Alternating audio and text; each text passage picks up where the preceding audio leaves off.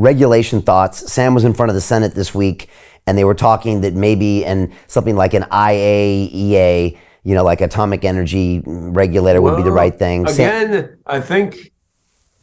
I mean, anything anyone from a big company says about regulation, one has to assume is very loosely related to their true thoughts, sentiments, and feelings. I mean, nothing against Sam Altman, who's a great guy and actually pretty much a straight shooter for a corporate guy. But I mean, still, there's a lot of business interests there, right? These are very high stakes things. So I mean, I think what governments say and what corporate executives say is all. It's a very well scripted theater. I would imagine. I mean, Elon Musk is a bit less like that. He verges into well scripted theater now and then just goes back to being a whacked out tech bro, right? But I mean, I think that some form of AI regulation will happen. Europe probably will make more stringent regulation than anywhere else in the free world. That's what happened with GDPR, right? Sam just said he'd turn it off in Europe if they did that. He just told the European Union he might just turn it off. He didn't really quite say that. If you look at the quote that he said, the media took that and ran with it. I mean, if you look at what he really said, I mean, what he said is, we'll see how the regulations unfold. We will try our best to comply. And if it turns out not to be practical to comply, then okay, we'll turn it off. Which is basically to me was a corporate speak with no semantic value. But the media wanted to spin it into he said, well, we'll turn it off, which wasn't, to be honest, it's a bit of a really threat. It's a bit of a well said threat, I think. But I see. Well, yeah, but I mean, but it's trivially true of everyone, right? Everyone will turn their product off if they can't find a way to comply. So, yeah. Okay. I guess the substance of it wasn't, since it's not yet clear what their regulations are. It's not yet clear that there will be a way to comply. I guess there will be. I mean, if you look in crypto, EU has actually been more reasonable than US, UK, or anywhere else. I mean, MiCA is quite reasonable. And in the end, GDPR is perfectly reasonable. It's expensive and annoying to comply with, but you can comply with it, right? So, I mean, in the end, you can make a way for someone to remove their data from an LLM's knowledge base, right? It's just more expensive, but I mean, the money is there to do it. But I think in the medium term, though, a decentralized approach is far, far better in terms of compliance because it's not monolithic, right? So, I mean, you can have different approaches in different parts of the world. And if what you're doing is decentralized anyway, I mean, you just have many fewer obstacles to do it. I mean, even if it's the same company like Zarka operating in every part of the world, I mean, you can run different servers in different parts of the world. They can run different variations of the software. They can all talk to each other. And I mean, the decentralized approach we're taking to our infrastructure, which underlies Zarka, True AGI, everything in Singularity Net ecosystem, this decentralized infrastructure, from the get-go, it's built so that different local subnetworks can operate in slightly different ways and yet still interoperate. And it's not that OpenAI or Google couldn't build something that way. I mean, in China, Microsoft and Google somewhat have, right? I mean, they've done local stuff in China that obeys Chinese regulations. It's just that they have to do a bunch of special stuff to make local subnetworks operate differently, whereas that's how a decentralized network works from the get-go, right? So, I mean, I think we can more cheaply and in a more agile way adapt local functioning of subnetworks of our networks to local regulations as well as to cultural differences and infrastructure differences. So I'm not, from a competitive advantage standpoint, Zarka and the whole SNet ecosystem, generically, we're better off as regulations unfold than big tech. I mean, that said, my hope is that we're not overregulated, right? I mean, I have to say it was funny that some of my recent thoughts on the AI pause and regulation of AI, when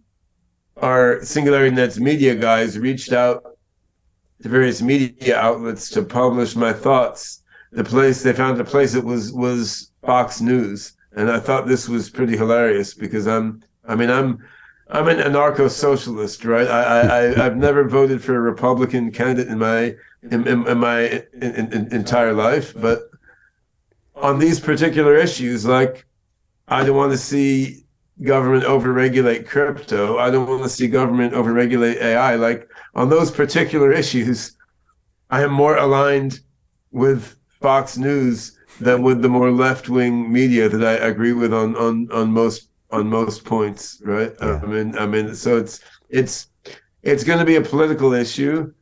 It's going to be interesting to see how it all unfolds. But I think whatever the regulators do, a decentralized network is pretty much better equipped to cope with it than the centralized one, because we can adapt and do different things in different places. All roads lead to you, Ben, and all the great work you're doing at Zarka, Singularity Net, All OpenCog. roads lead to the singularity. I mean, we all of us humans are just pawns in the overall chess game that's happening. But Well, I'd ratr be on. Yeah, I'd rather be on Team Goertzel if that's anyway. okay. I'd rather be on Team Goertzel. Look, it's, just congratulations with all the great things you guys are doing over there. We're super excited about Zarka. There's a link below if people want to learn more information, or londonreal.tv/Zarka. Final thoughts from you, Ben, before you go. I think we've said it all, Brian. I mean, the AGI race is on, and big tech has an apparent advantage, but for the reasons stated in the There Is No Moat memo, and for a lot of other even deeper reasons that we've recounted, that advantage is most likely temporary and appears stronger than it is. And I think the open, decentralized ecosystem has a lot of fundamental advantages, which is going to make things like Bard and open AI seem more Yahoo-like than Google-like in hindsight a few years from now.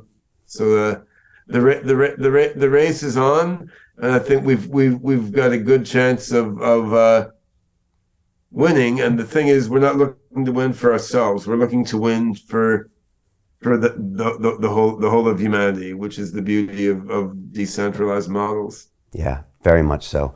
All right, Ben, I learned so much every time I talk to you. Really appreciate these conversations, and thanks for continually come on and keep us updated. I think we got you back here in another few weeks, so all the best. Should be good.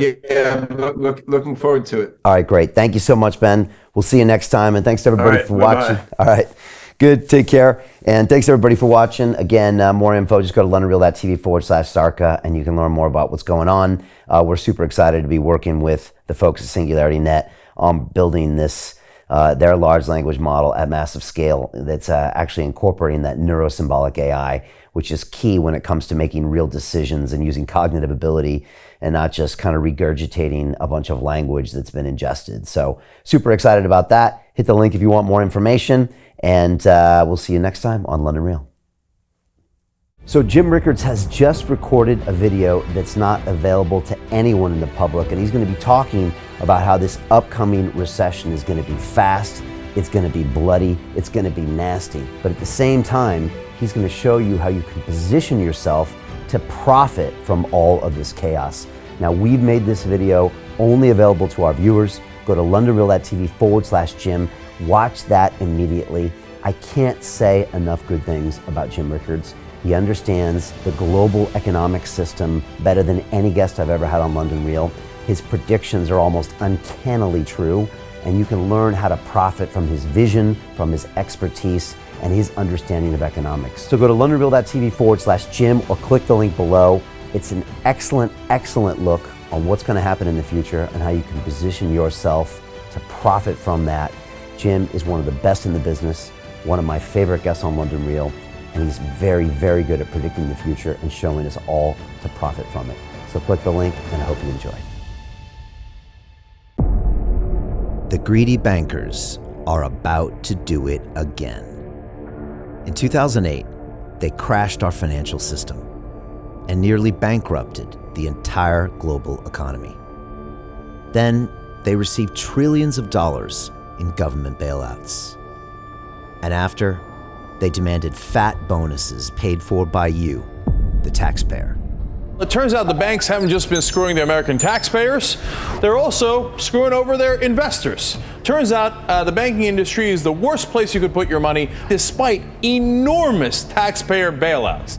Now the bankers are back to take away your financial freedom. They lie and tell you that cryptocurrency isn't safe. They try to make it illegal for you to choose how to invest your hard-earned money. They lie and say cryptocurrency is used by money launderers and criminals. But look at the record. It's the banks themselves that launder hundreds of billions of dollars every year to the biggest criminal operations in the world. Leaked documents have revealed how some UK banks have helped criminals, money launderers and Russians under sanctions. American authorities discovered that the Sinaloa cartel moved $881 million through HSBC accounts as bank officials turned a blind eye to the illegality. The bankers lie and say cryptocurrency is not a real investment. Meanwhile, the smartest CEOs in the world are buying billions and billions of it. The truth is that banks lie about cryptocurrency because it makes them scared. The banks take $9 trillion per year of your hard-earned money, and they are worried that they will finally be exposed. They're scared because crypto means they can no longer control your money, which means they can no longer control you. They are scared because you might actually understand your money and intelligently decide what to do with it. Now is the time for us to come together, fight back, and take control. It's time to educate ourselves, our families, and our communities. Because financial education means financial freedom. We know that cryptocurrencies will help us build the new decentralized financial system of the future. A banking system that is of the people, by the people, and for the people. A banking system where access to finance is a fundamental human right. A banking system that is free and fair and welcomes all humans on this earth. The DeFi revolution is happening. We, the people, can no longer be fooled. We choose to take control of our finances. We choose to take control of our freedom. We choose to take control of our future. Join us, and let's take back our financial freedom forever.